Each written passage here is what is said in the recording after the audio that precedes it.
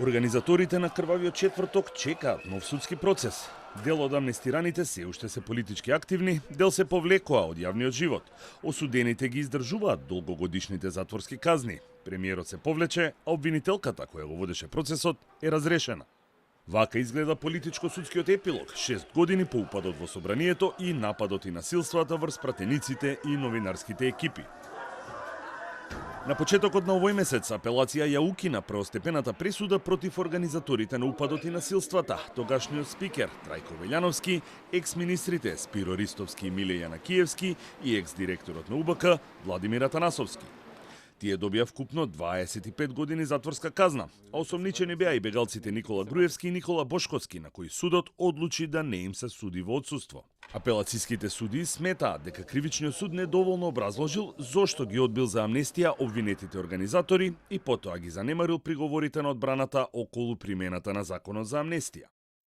Минатиот месец во собранието не помина предлогот на опозицијската ВМРО ДПМН за амнестирање на осудените на долгогодишни затворски казни за крвавиот четврток, бидејќи за него гласаа 41 пратеник, а 58 беа против. А токму тој закон за амнестија го искористија 15 од вкупно 31 обвинет за насилствата во собранието.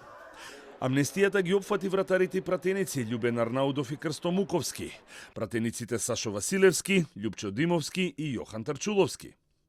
Арнаудов, Муковски и Василевски потоа гласаа и за уставните измени, а компанијата, чиј собственик е братот на Муковски, доби неколку тендери вредни повеќе милиони евра. Амнестирани беа и водачите на протестите за заедничка Македонија, Борис Дамовски, Богдан Илиевски и Владо Јовановски. За виновни за насилствата на крвавиот четврток судот прогласи 16 обвинети и ги осуди на вкупно 211 години затворска казна. Единствено Игор Дурловски, еден од водачите на протестите кој одби амнестија, беше ослободен од вината. Највисока казна доби тогашниот висок полициски функционер Митко Чавков, 18 години, а најниска собранискиот службеник Абдулфета Алими. Тука треба да се напомене и казната на Александар Василевски Нинџа, чии искази беа клучни за обвинителството, а тој беше осуден на 8 години затвор. Апелацискиот суд потоа ја потврди пресудата на кривичниот, но им ги намали затворските казни на сите осудени за 1 до 2 години.